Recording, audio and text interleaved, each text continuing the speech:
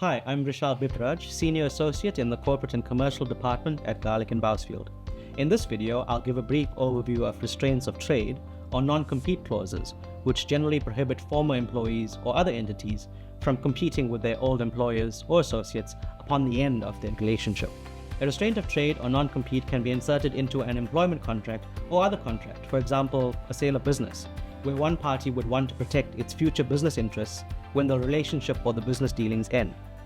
An employer, for example, may seek to protect his or her intellectual property, customer relationships, contacts, and trade secrets in respect of employees who may disclose those details or use them for their benefit on leaving employment.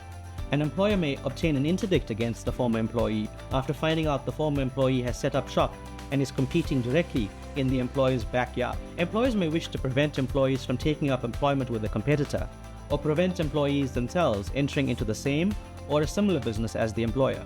A related but slightly different agreement to the restraint of trade is the non-solicitation agreement, entered into between two parties engaged in some form of joint business project or service relationship, and which seeks to prevent each other from poaching their respective employees. The general principles on restraints of trade come from the 1984 case of Magna Alloys versus Ellis. Restraint of trade agreements are enforceable unless they are contrary to public policy, which here is a consideration of whether the restraint imposes an unreasonable restriction on the former employee's freedom to trade or to work. Ultimately, the duration and scope of the restraint should not be any longer or wider than is necessary to protect the interests of the employer. The onus lies on the employee to prove that a restraint is unreasonable and will operate too harshly against him or her. A court will look into the reasonableness, among other factors, the following: the duration of the restraint, the geographical area to which the restraint applies,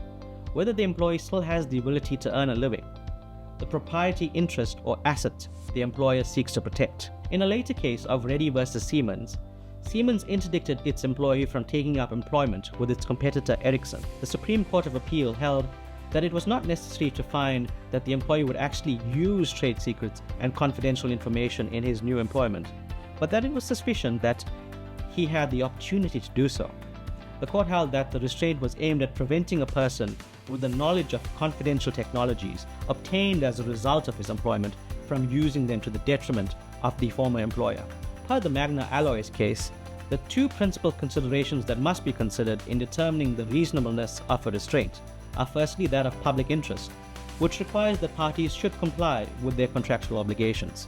The second is that all persons should be productive and permitted to engage in trade and commerce, being allowed to practice their professions in order to earn a living. In holding the restraint reasonable, the court determined it was only the employee's choice of an employer, that is, that it could not be one of Siemens' competitors, which was restricted for 12 months. However, each matter is different and will need to be determined on a case-by-case basis. To summarize, a restraint must be reasonable and necessary to protect the proprietary interest of the employer or company. It cannot operate to exclude a former employee from earning a living. If you need assistance or guidance on your restraint or non-compete, or believe someone is taking advantage of your confidential information or trade secrets, or just need commercial law advice, feel free to give us a shout. You can give me a call on my number 083-633-2942 or get me on my email rbipraj@gb.co.za.